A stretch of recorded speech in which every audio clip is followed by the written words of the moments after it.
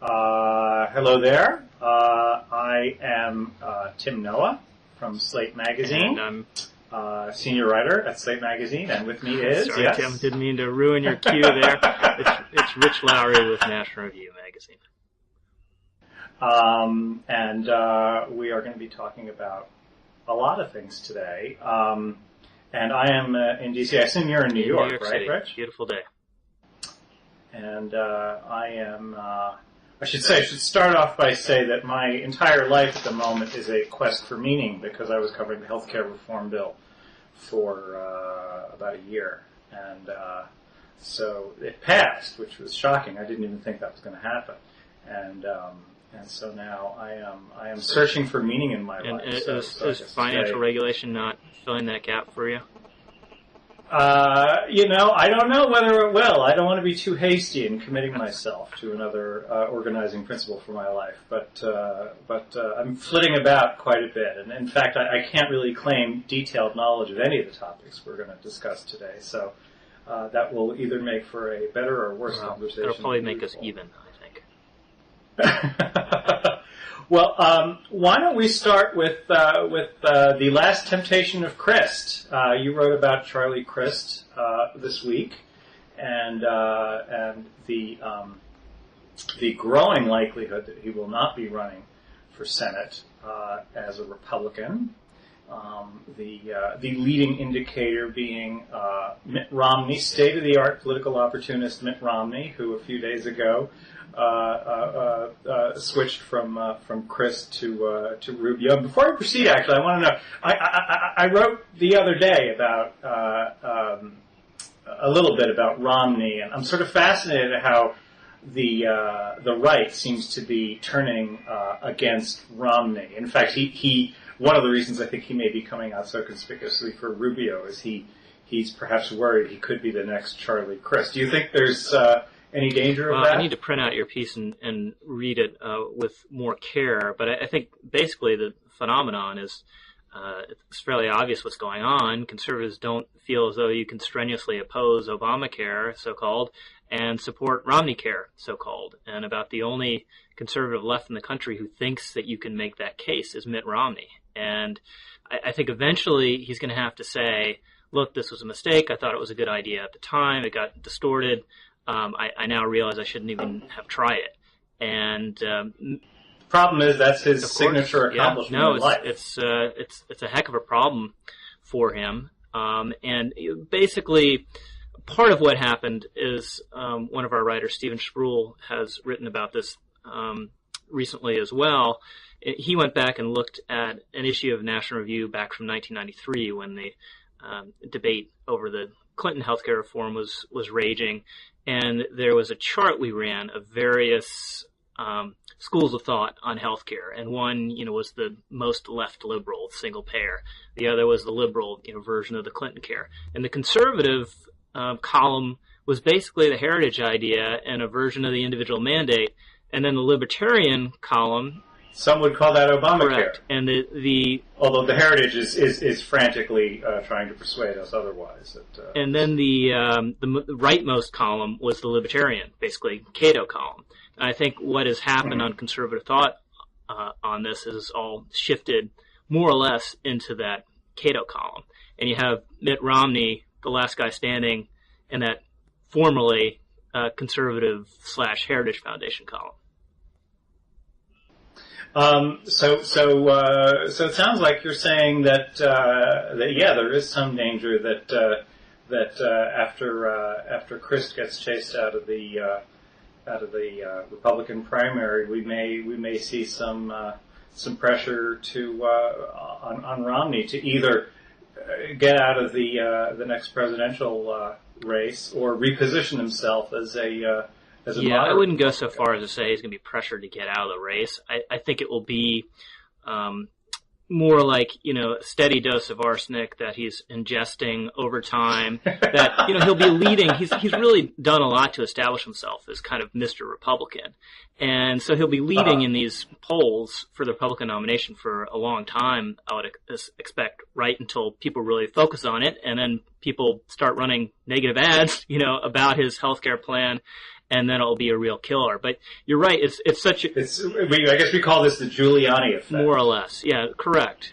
Because Giuliani was way up in the polls. Political reporters kept scratching their heads saying, why is Giuliani so high up in the polls? He's clearly not going to get the nomination. What's going on here? And gradually, sort of photograph after photograph of Giuliani in a dress and various other misdemeanors brought him down to the polls. Did you have to, Tim, remind me of the photos of Rudy Giuliani in a dress? Yeah, just one last thing on Romney. It's a real dilemma for him because he also has a reputation as a flip-flopper. So if he's perceived to change his mind about his signature initiative, that's a big problem. And it just may end up being the abortion issue for him this time around. In 2008, he never really had an explanation that stuck for why he changed his mind on abortion, and he's looking at a version of the same problem this time around. So if Romney goes down, and I know we're supposed to be talking about Charlie Crist, but now this is fascinating. If Romney goes down, who is the great right hope waiting in the wings? I think it'll be more wide open than ever. The Bill Clinton line about presidential primary politics, I think, is correct and proved out last time that Democrats look to fall in love, which they did with Barack Obama, and Republicans look to fall in line, which they did with the next guy in line, John McCain, even though he was exceedingly weak and did everything he could to blow up his campaign. So I think the closest you have now to someone next in line is Mitt Romney, and if he has a problem that's insurmountable, then it's utterly wide open, and you'll have a... So wide open to whom? I mean, there is, of course, Sarah Palin. I have to say, I still have a hard time taking seriously the notion that Palin could get the nomination. But there's Palin. Who else is there? Palin, there's Huckabee, there's Pawlenty, there's Haley Barbour, potentially. There's Mitch Daniels. Haley Barbour? I think he's interested. There's Mitch Daniels. There's John Thune, and maybe, a name or two that we haven't thought of at all. I think you'd see Mitch Daniels trying to occupy the Mitt Romney space. The problem, of course, with Daniels, I'm extremely impressed with him, and I think he gets more than most Republicans, certainly, maybe than most every national Republican, the challenge that the party faces and how to address it, which he's managed to do with Indiana, with kind of a middle-class populism and an emphasis on, positive, creative policy ideas. I think that's basically the right approach. The question is whether Mitch Daniels is the right vessel for it. But we're really now getting into speculative weeds. Well, I'd say Daniels sounds a lot more plausible to me than Barbour. I mean, Barbour, I would think that Barbour would scare Republicans to death. I mean, he's sort of out there kind of defending the Confederate flag. And last time I looked, that is absolutely the last association that Republicans running at the national level want to have anything to do with. That's right. But he's an extremely likable guy. Everyone who's ever worked with him likes him, is impressed by him. He's heading the RGA. If he gets a lot of trophies on the wall this year and raises a lot of money, and it's a utterly wide open field, he's going to be tempted to do it. Now, I agree with you, it's not a natural matchup having this kind of good old boy, former lobbyist from Mississippi running against Barack Obama, but we'll see. Has many embarrassing statements in his history concerning race. I wouldn't call any of them racist, but I would call quite a few of them deeply embarrassing. Yeah, I have to say, the one thing I just hate on the right, and hate that any conservatives fall for it, is kind of this nostalgia about the lost cause. And we saw it with the McDonald flap and gaff over, honoring Confederate History Month or whatever it is. I mean, it's really appalling. Right. It was an act of treason by the South on behalf of a vile cause. And right, which led to the creation of the Republican Party itself. And so I don't know what party of Lincoln some conservatives don't understand, but. Well, Daniels. Well, I can now say I have learned something today. That Daniels is the most plausible understudy for Mitt Romney. Well, let's move on to Crist, because we're supposed to be talking about Crist. He seems to be a dead man walking in the Republican primary, and the question is whether he is going to get out altogether, or whether he's going to run as an independent. What's your best guess? I think he might just be delusional and desperate enough to run as an independent. I mean, I think the best play for him is just, and I'm biased because I'm a Rubio supporter, but to get out of the race, do it gracefully and honorably, endorse Rubio without any hesitation or any snarkiness or any underhanded compliments, be a stand-up guy about it, and then hope the political environment changes, hope your fortunes change.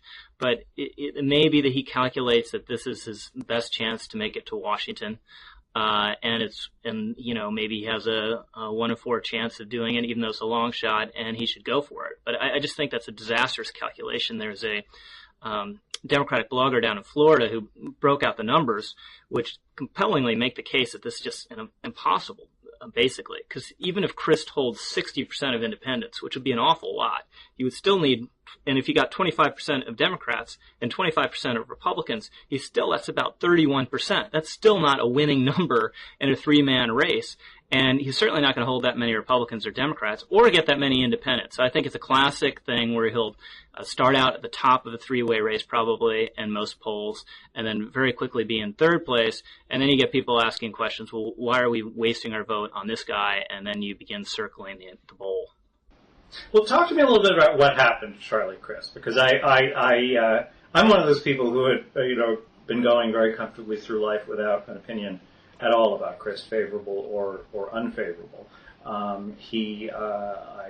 knew that he was almost John McCain's vice presidential pick in 2008, and he did not have a particularly moderate reputation until pretty recently, and it seems to derive largely from his support for the stimulus, which seems to me, it seems to me, if you're a governor of any party, what's not to like about the stimulus? It's federal money rolling into your state.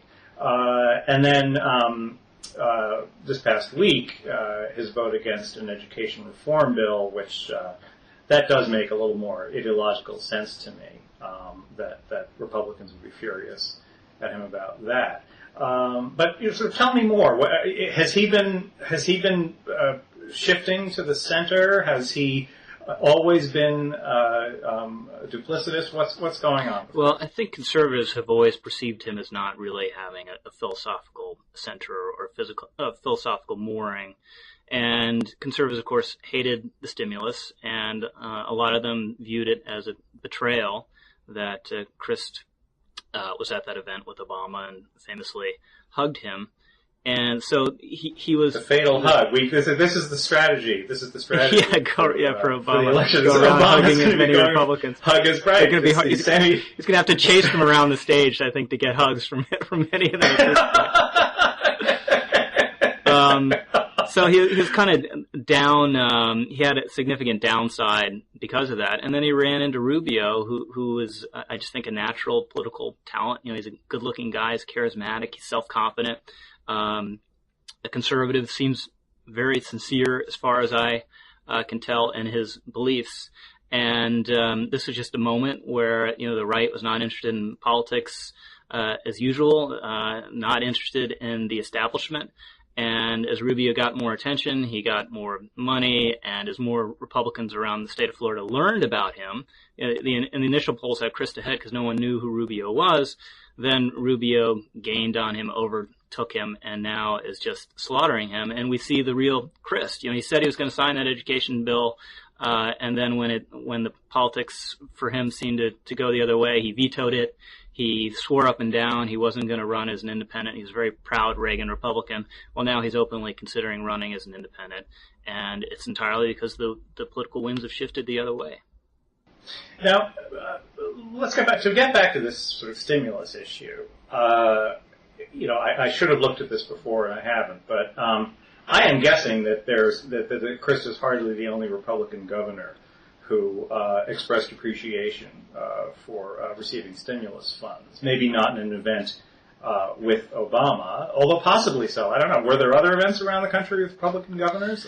I'd have to look it up. I'm not aware of them if there were, and I think most Republican governors opposed it, but then said, well, look, if the federal government is throwing this money around, of course we'll take it, which, I think is a perfectly reasonable position. But Crist went beyond that. And then, of course, in true Crist fashion, at the beginning of the year, he was endorsing the thing and hugging the architect of it. And then later in the year, he was trying to say on CNN, I was never in favor of stimulus. Right.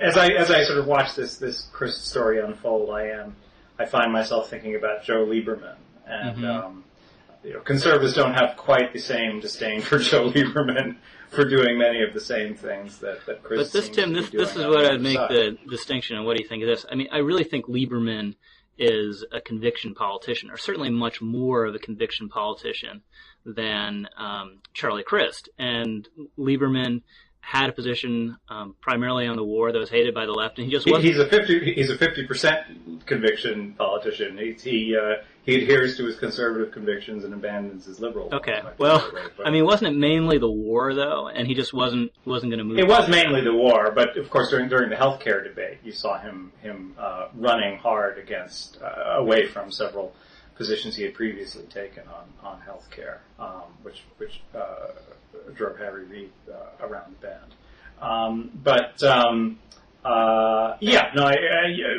There does seem to be more of a direction, and in fact, it was the fact that Lieberman was drifting rightward that caused him to lose the primary in the first place. Whereas you're saying here, it's not that Crist is drifting leftward. It's just that he is a total opportunist. He will drift in any direction that seems opportune for him at any moment. Is that correct? Yeah. I mean, if Crist were in Lieberman's place, he would have gone from supporting the surge to supporting cutting off funding for the war, in desperation to try to hang on in the primary. And the details of Lieberman's positions on healthcare and his history on that more than I do, but certainly on the war, he just stood up and said, "Here I stand, I can do no other." Now, what role do you think that this allows us to segue into our next topic, which is the Tea Party? What role do you think the Tea Partiers played in this political shift in Florida? In Florida, certainly part of it shifted over to Rubio, and kind of certainly Tea Party-ish sentiment is, I would say, the main factor at play here. Disgust with politics as usual, disgust with principleless Republican politicians, and a really thoroughgoing fiscal conservatism and a fear that the country is going in the wrong, not just going in the wrong direction, but is changing fundamentally. And Rubio expresses that, I think, almost every day in his campaign presentations. So I think the environment, certainly in Republican politics, is defined by those Tea Party sentiments, and they're almost exactly designed to drag someone like Charlie Crist down and to boost someone like Marco Rubio. Now, what do you make of the Tea Party movement? I find myself very confused by the Tea Party movement. It does seem to me to be largely the creation of Fox News, and a remarkable testament to the power and influence of Fox News and Glenn Beck in particular. But it doesn't conform to the stereotype of these kind of angry white males, and actually a fair number of females too. People who are hurting. It does not. We've now seen two articles, one in the New York Review by Jonathan Raven, and another more recently in the New York Times, both of which said this is a group that's much more affluent than you realized before. These are not people who are suffering in the recession. And so I find myself scratching my head a little bit. I don't know if you read this Jonathan Raven piece in the New York Review. It was quite funny. He snuck into their convention. Now, granted, at the convention you did see a selection process because you had to spend a lot of money to go to this convention. But he's sort of talking to these Tea Partiers and they're chatting about their, vacation on the Amalfi Coast of Italy, and they just stubbornly refuse to conform with our preconceptions of who they were. So what? Who are these people? I mean, why are affluent folks suddenly in a blind rage against their government? Well, I don't think it's that mystifying. I think they're basically fiscal conservatives with some admixture in there of fed-up independents who are also have fiscally conservative views, and they're appalled and frightened by what's happening. And it's really not much more complicated than that. There was this Pew poll out this week that shows distrust and anger with government at historically high levels, and one interesting finding in there was that right-leaning, Republican-leaning independents are even angrier at Washington than conservative Republicans. And I think that segment, those right-leaning independents, that's your Beck audience, that's your the element of the Tea Party movement that's just as upset with Republicans as they are with Democrats. Now they're not pro folks. They're basically conservative in their views, but they're disappointed by what happened under Bush and just frightened and appalled about what they're seeing now. But my question is, if you're an affluent libertarian and you decide that you're furious at the government right now because of deficit spending and so forth, not because you're out of a job, because in fact, maybe your stock portfolio got sucked, but you still have your job, you're still doing pretty well. If you're that person, aren't you likely to feel uncomfortable by a lot of the crazy stuff that's floating around in the Tea Party movement? I mean, I have not done any reporting per se on the Tea Party movement, but I just driving around Washington D.C. the day of the first Tea Party event down in the mall, I was sincerely shocked by many of the signs that I saw. Really kind of vicious, often racist statements. Like what? And I think my favorite was diversity is a disease, which I thought was quite pithy. It's one of the most sort of pithy statements of kind of vile anti-Obamism that I've ever seen. And I thought, if these Tea Partiers are these, affluent libertarian types, Rabin in his piece said that when stuff like that got said at the convention he went to, he sensed that the Tea Partiers around him were made uncomfortable, that they did, these lines did not get cheers. But even so, there is that element, and it's quite prominent within the movement. And what I don't understand is how do these folks overcome their likely distaste for such talk, for the birther talk, and for the really sort of loopy stuff? Well, I would say a couple things. One, I don't know how you get to affluent. I know the New York Times poll show they have higher incomes than average, but relatively, I mean that doesn't. Yeah.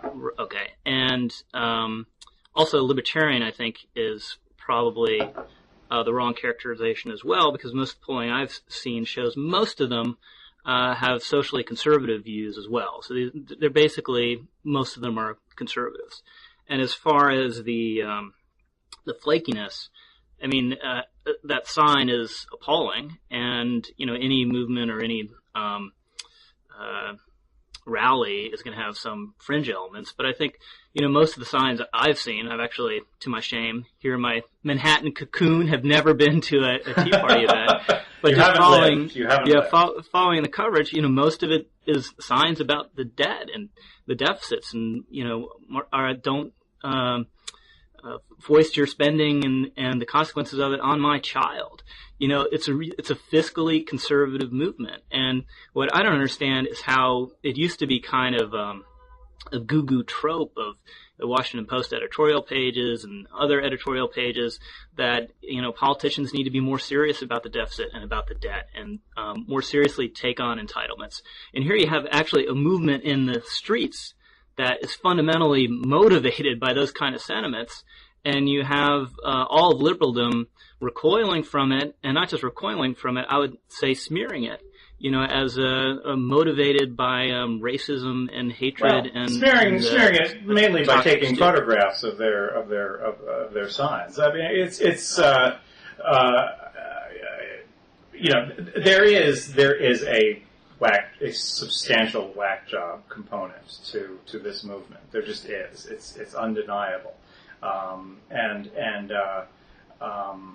So I don't have any answers to this. I'm just curious. One possibility that I think has gone unexplored is that the numbers of this group have been vastly overestimated. I mean, we do live in an era, in the meetup era, where you can get a pretty big crowd together pretty fast for almost anything.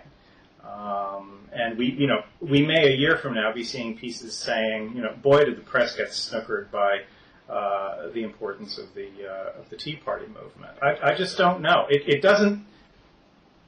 I guess all I would say is the things that I know about this movement just don't seem to me to add up. I've heard a lot of very inconsistent things about this group, and to a limited extent observed very inconsistent things about this group. And I do not understand it. Well, I just don't think a couple signs. I know people who go to these events. My colleague Jonah Goldberg was at a big Tea Party event in Cincinnati, and it's basically limited government gospel. And he heard nothing that would make him uncomfortable or anything that was racist in nature. And I think that's the center of the movement. I mean, there are people who are worried about the direction of the country for very good reasons. You take a Robert Samuelson column and you put it on some signs and you get some people motivated by it. That's what they're excited about. That's what's agitating them. So I don't think it's really that complicated or mystifying. When Pete Peterson turns up at a Tea Party rally to address the Tea Party troops, then maybe you'll have been proven right. I think we have a wait. I think we have a long wait. But I think a lot of this wouldn't. A lot of people on my side obviously would have been appalled by what Obama was doing and opposed it. Pretty much no matter what, if you're true to his basic agenda. But if he had taken, I still believe, a stimulus that was about half as big, if he had taken a healthcare bill that was half a loaf, he would have split some segment of the Republican Party, and there wouldn't have been a reaction as large or fierce as there has been. It's a reaction to what has happened on the ground in reality and in legislation. Well, but let's talk about the Republican Party at the moment. And here's another. See, I'm all Socratic today. I don't have any answers. I only have questions. And here's my question. Here's my Yoda-like question today, which is, if the Democrats are doomed in the midterms, how come the people who seem to be panicking at the moment are all Republicans? What do you mean? Well, you're seeing... See, there's my Socratic question back at you. You're seeing panic in Florida. Charlie Crist is certainly panicking. Mitt Romney is panicking. There seems to be palpable terror among Republicans in Washington regarding the Tea Party movement, which is somewhat sympathetic to Republicans, but its animating principle is that it's anti-incumbent. So if you are an office holder of any party, it seems to me you have something to fear from this group. And the Republicans seem to be more fearful than the Democrats. I think because Tea Partiers are more logically their constituents. And you also saw, the Republicans were getting ready to oppose FinReg, and Mitch McConnell was talking tough, and all it took was the president in his Saturday address to say, "Gee, it seems to me this is the same Mitch McConnell who was meeting with Wall Street fat cats a week ago.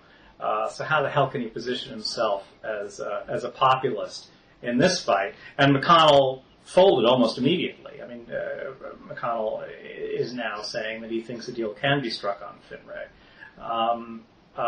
So it seems to be a strangely calm moment for Democrats. The Democrats seem to be acting like people who are winning right now.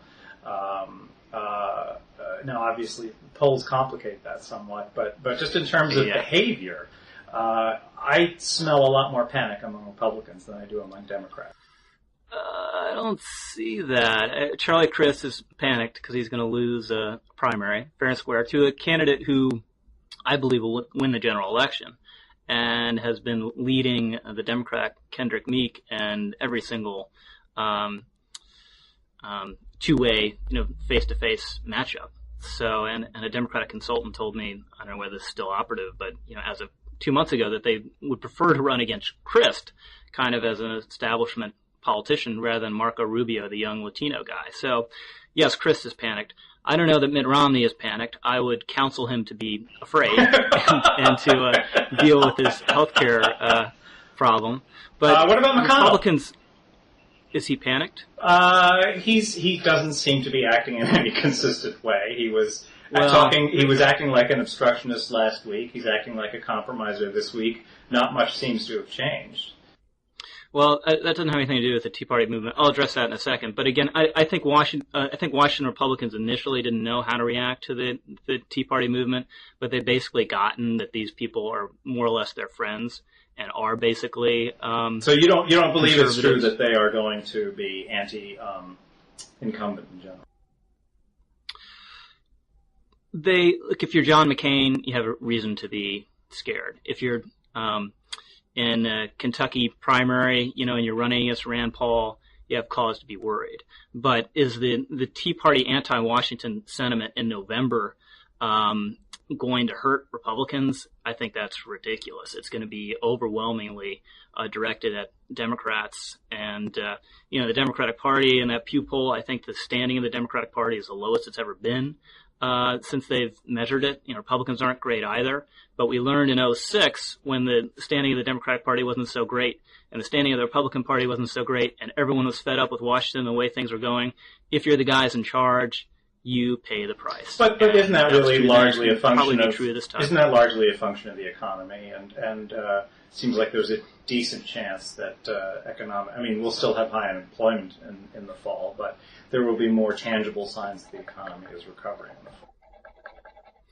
I think clearly it's partially, the economy is partially responsible, but I don't think it is entirely. And if you look even at the administration's own projections, which we can assume are relatively rosy for unemployment, that picture is not going to look fundamentally better for a long, long time. And, Democrats passed the healthcare bill on this, I think, self-deluding political theory that once you passed it, it'd be much more popular. Well, it's not. It's just as unpopular as it was before. Barack Obama got no boost from it.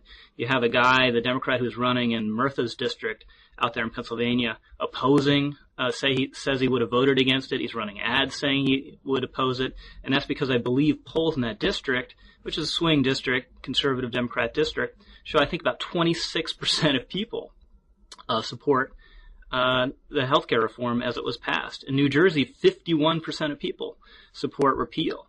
So I think the national numbers look bad for Democrats, which means they just look much, much worse any district that's a swing district or a purplish kind of state. Do you think the repeal movement is going anywhere? Because what I'm struck by is how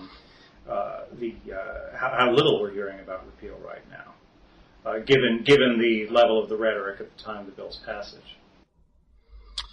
Well, I think this accounts for that great gap of meaning in your life, Tim. The discussion's moved on a little bit, but my colleague Ramesh Panura had a piece in the magazine that was up on our website this week discussing repeal, and he makes the case, and I think this is right. One of the crucial preconditions for repeal was just swinging basically the entire Republican Party around the idea. Because if you have the Republicans accepting that this thing is inevitable and it'll never be repealed, that becomes self-fulfilling. So I think that basic condition has been met.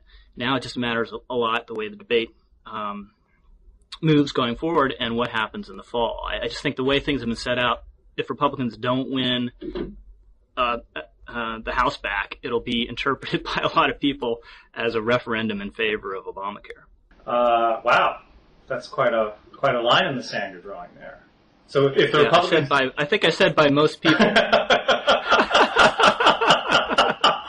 So when this gets clipped in November, when Republicans have just won 35 seats, please note that caveat. But yeah, I just have a hard time seeing it. First of all, there's the practical problem of getting it through Congress and getting a veto-proof majority.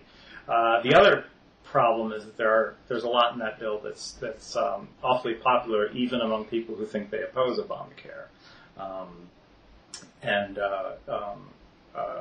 sort of partial repeal is that the strategy? You repeal the parts. Republicans repeal the parts they don't like, and they keep the parts they do like.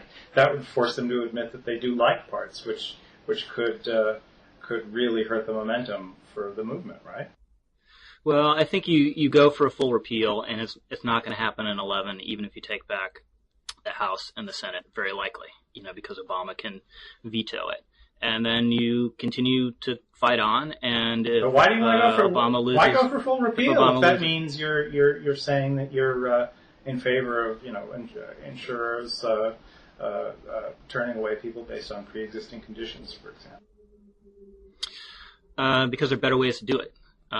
Because you should try to do it through risk pools, which is actually, I think the way Obama talked about this, he created the impression that, whoops, we just passed this thing right now. Guess what? Insurers can no longer turn you away if you have pre-existing conditions, which is just not true. Right. The provisions that are in there immediately to take care of, try to alleviate this problem are risk pools, which I think Republicans can work. And risk pools don't work especially well, and we'll have ample opportunity to see that because that's actually one of the very first parts of the bill that's going into effect, is that the stopgap risk pools will be set up. They will not work very well because the inherent problem with risk pools is you're putting a lot of very sick people together into one pool, which makes things very costly. But look what you're saying, Tim. You're saying what is notionally and theoretically the single most popular provision in the bill will not work and will be seen not to work as soon as it's in. No, I wouldn't say. I wouldn't say risk pools. I wouldn't say risk pools are the most popular part of the bill. I would. No. You said pre-existing conditions. Taking care of the prohibition on pre-existing conditions is what is one of these provisions that's so popular. Republicans would be running a suicide mission against it. And then you turn around and say, well, actually, it doesn't kick in for years and years and years. What we have in the meantime is risk pools that don't work. And for me, that's kind of catches the vulnerability of this bill in a nutshell. It's been overpromised vastly. But the part that could take effect first is the part that Republicans like. And so the Republicans were saying, why Obamacare stinks? Because it doesn't have enough emphasis on risk pools. And then there'll be a track record to look at where Democrats will be able to say, yeah, we did this as a stopgap, but this really is a terrible solution, and we're breaking our backs trying to make this work as well as we can, and look what the results are. It's a tricky business politically, it seems to me. Well, I don't think Republicans support, and I'm not an expert on this matter by any means, do not support the form of risk pools that are in there now. And I defer to my colleagues who know much more about this, like Jim Capretta and Yuval Levin. But you definitely have to be very careful the way you structure them and the way you fund them to try to make them work. But this fundamentally what we're talking about here this bill, originally in that joint address to Congress, the joint session of Congress, Obama said, "I'm going to reform this forevermore. We'll never have to reform it again." He has passed a bill that is so flawed that what we're going to have going forward is a debate about how to reform the bill and how to reform in a continuing fight the healthcare system. So this thing is not over. When even you who support the bill admit that this key thing is deeply flawed. I agree that was the single least truthful thing that Obama said in this whole debate is that Congress will have to return to this issue again and again and again. I think if you're in favor of health care reform, that you can only regard that as a good thing rather than a bad thing, because it means that the government is taking ownership of the health care problem in the United States, which had the bill failed, it most certainly would not have done. And so the government will be in the process of trying to address these social problems in a way that it wouldn't otherwise. And I think it'll also be interesting, Tim, on the effect it has on the basic posture of Republicans and conservatives towards the status quo. Kind of, I think, inexorably, given the political dynamic, they'll be much more forthright in their criticisms of the problems with the system as it exists, and will try to obviously blame, anything that goes wrong going forward on Obama and the Democrats, because I think politically they now own the system. Right, but I think what you end up with there is a lot of, opportunities for Republicans to fight Democrats on narrow questions, but not on big questions. But here I am. We both swore at the beginning of this discussion that we weren't going to talk about health care. Everything comes back to health care. I hope you feel fulfilled. Should we talk about financial regulation? Let's talk about financial regulation, yes. And I confess that I have a better grasp of the politics of this than I do of the substance. But tell me, what should the proper Republican position be regarding regulation of Wall Street right now? Well, I'm basically a fatalist on this in two respects. I don't think too big to fail is ever really, truly going to go away. I think whenever a firm goes down and there's some hint that it's going to damage the wider system, whoever's in power, whether it's a conservative Republican, as we saw with Bush, or whether it's a liberal Democrat, they're going to blink and they're going to bail that firm out. And just pretending that that's not going to happen, I think, is a fantasy. That was a remarkable moment of consensus in American politics. It was. And I recalled it when there was that brief period when it looked like healthcare was going to go down, when everyone on the left is saying, "Oh, Washington's broken, the system can't do anything." I mean, you saw in fairly short order, like it or not, Republicans and Democrats, messy process inevitably, get together to pass what I believe is a bill that more probably, as much as we can know, save the financial system and work pretty well, and to do it in a bipartisan manner. I think that's right, and I think that it was the sheer panic on the part of everybody. There's very little disagreement, even on the right.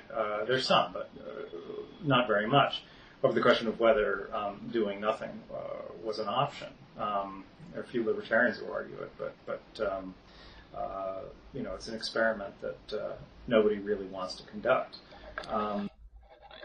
Yes, that's my one aspect of fatalism.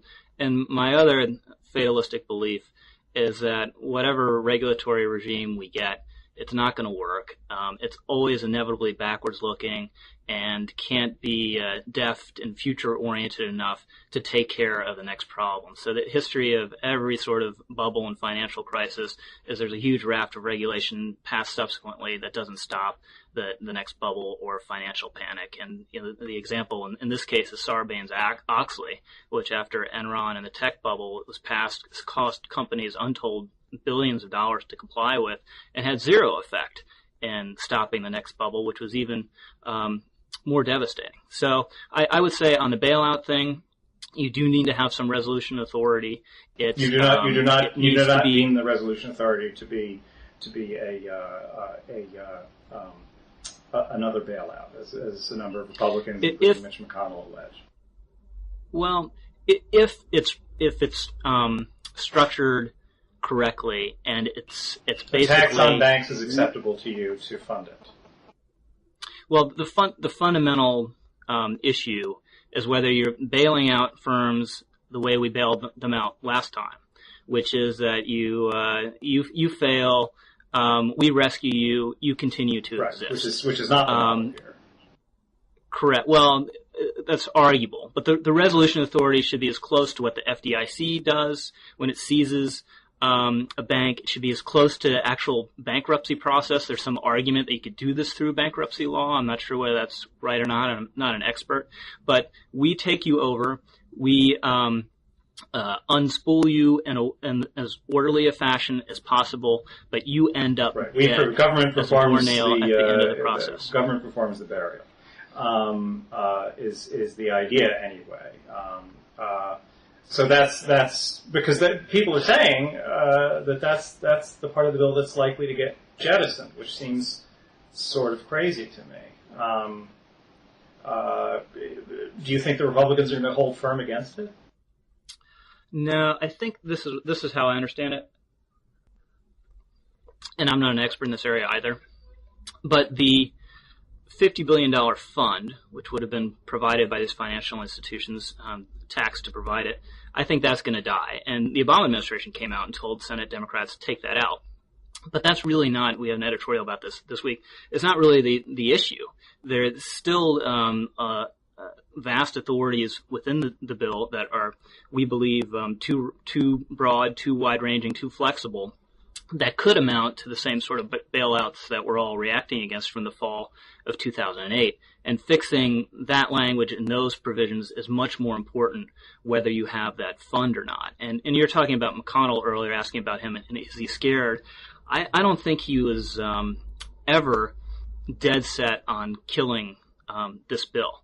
And I think he, at least his people say, that that letter signed by 41 Republicans was all along conceived as a way to force more bipartisan negotiations. And I think if Shelby works it out with Dodd, the thing will probably get 70 votes in the Senate. Because that same Pew poll, I think, that you mentioned showed that the public has a lower opinion of the financial community than it does of Congress, right? It's basically tied. But it's very, very unpopular. People hate Wall Street. No doubt about it. It's funny. I've been reading this new Michael Lewis book, which is really a fun read. And he starts off by saying, I don't know, have you read it? The Big Short, the new Michael Lewis book? I haven't. He starts off by talking a little bit about, I've now forgotten the name of his wonderful book in the 80s about his memoir of working for Salomon Brothers. Liar's Poker. He talks about how, when he worked on Wall Street and when he wrote Liar's Poker, he felt, he was writing about this culture that can't last. I mean, this is the 1980s, and he said this is a completely out of control culture where sort of 22-year-olds who know absolutely nothing about what they're doing are in control of billions and billions of dollars. Yeah, they should just be running opinion magazines and writing blogs. not running anything that actually involves real money.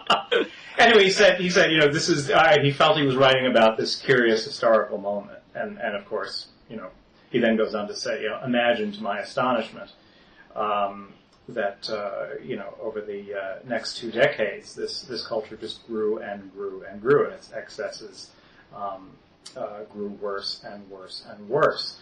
He also has a very funny thing about how when he wrote this book, he sort of expected it to stir people to idealism and to want to go forth and make the world a better place.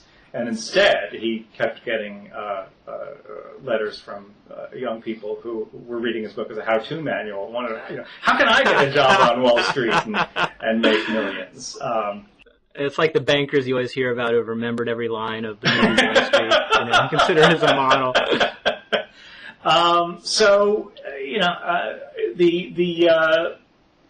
It does seem to me that I have this vague, somewhat ignorant sense that there is great need for some kind of regulation. It's true we shouldn't be fighting the last war, but surely we need to impose some significant level of transparency on the transactions at the very least. I mean, is that?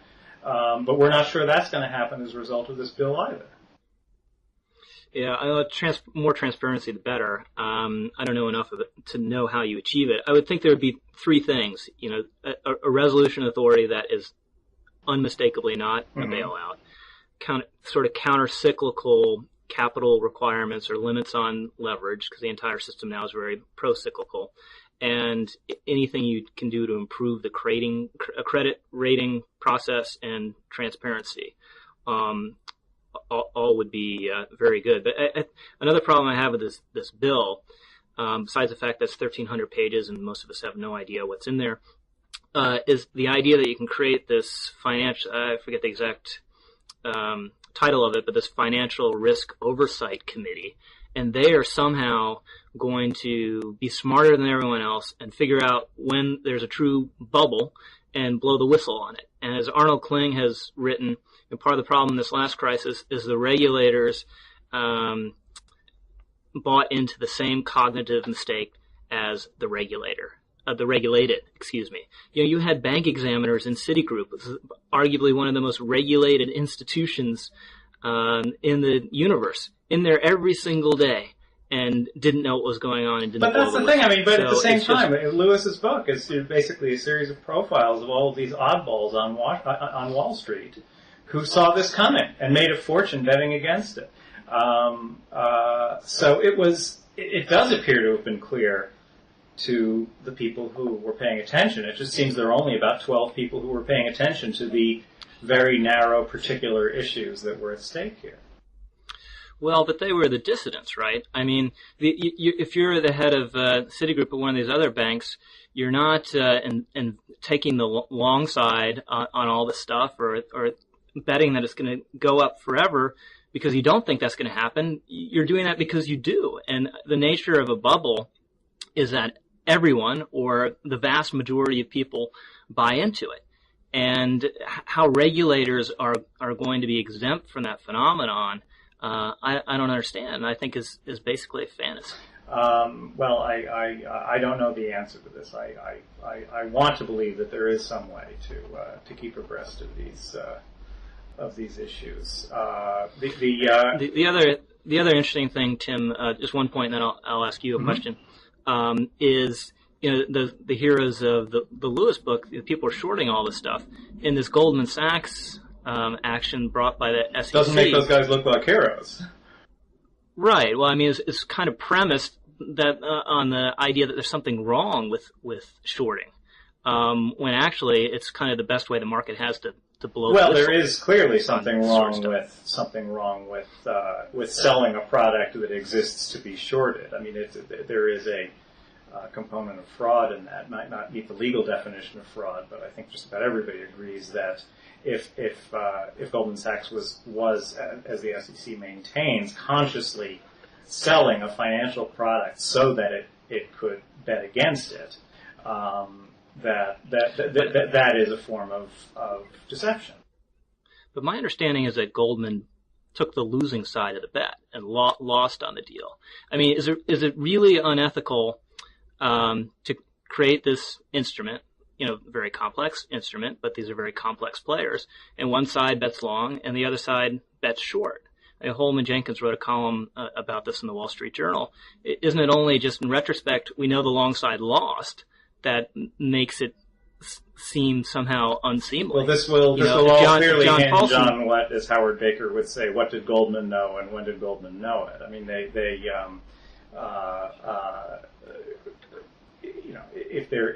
if Goldman knew that it was peddling a faulty product, that at the very least is going to be disastrous to Goldman's reputation.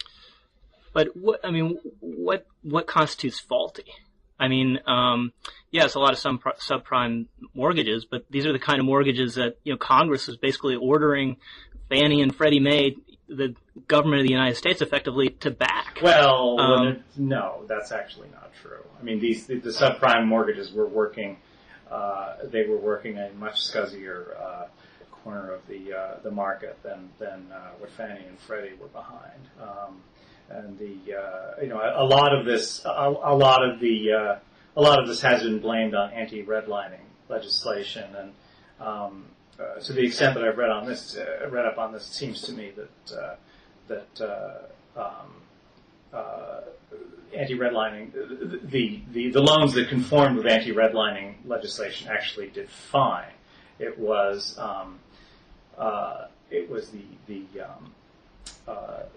the operators who were working outside of that framework who really didn't care whether they didn't care whether they earned their money back or not, because they were passing the loans on to the next sucker down the line. Yeah, but I mean, it's not as though anyone in Congress was saying, please, there's a housing bubble out there. Do not loan money to marginal borrowers. You know, too many people own homes. Too many people are getting mortgages. I mean, the entire apparatus of the government was pro-cyclical. Well, there was a consumer movement saying that these loans are bad, that these loans are a bad bet. There were a number of, you'll find, a number of liberal outlets that were casting a spotlight on these loans. Yeah, well, certainly not Barney Frank and Crist, because when Republicans were arguing that Fannie and Freddie, as these semi-governmental institutions, deserve more regulation, Democrats opposed it. Well, I should say my mothership, my former, where I got my start in journalism, the Washington Monthly, did run actually a very good piece on subprime lending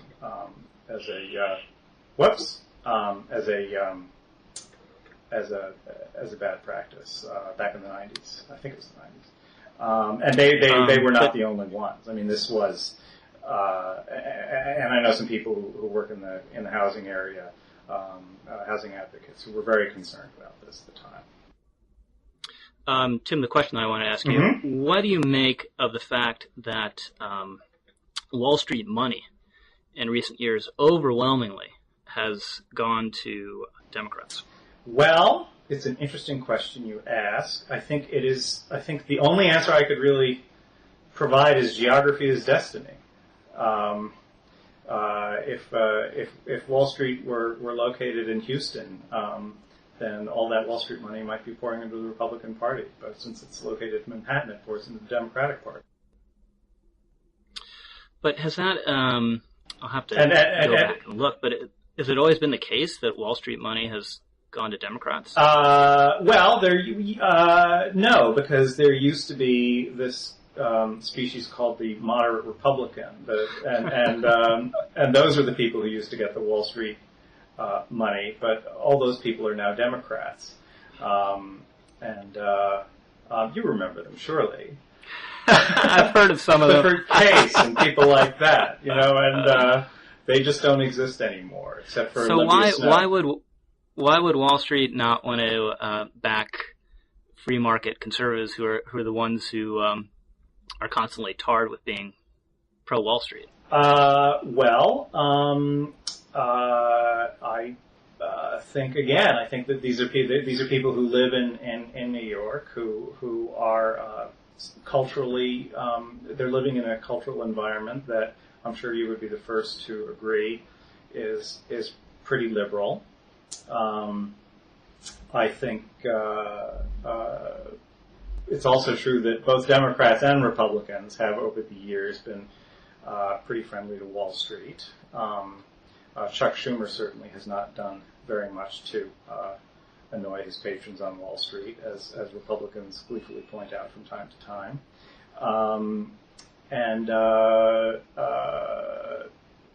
It may also be that the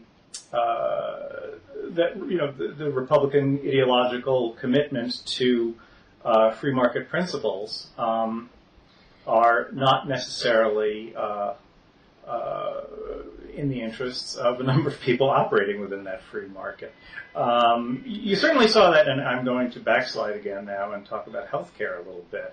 One of the really interesting things to me about the healthcare fight was that, unlike in 1993, when it was, the advocates of reform versus corporate interests, in the healthcare fight in 2009, 2010, most of the corporate interests were lined up, often reluctantly, but still lined up behind the healthcare reform Mm-hmm.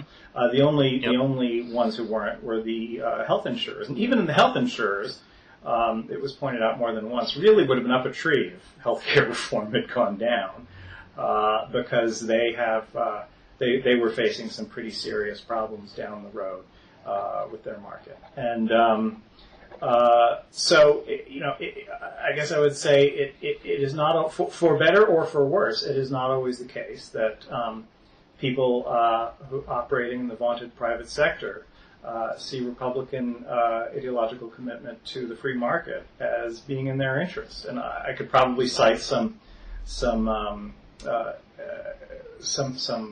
unfavorable examples of that, and I could also cite some favorable examples. Yeah, I think that's exactly right. And there's a early editor of National Review who famously said the only problem with capitalism is capitalists. Right. And this is exactly because many of them aren't free marketeers, and they're angling for regulations and legislative loopholes that will favor them, or hoping to see a healthcare reform that requires people to buy their product.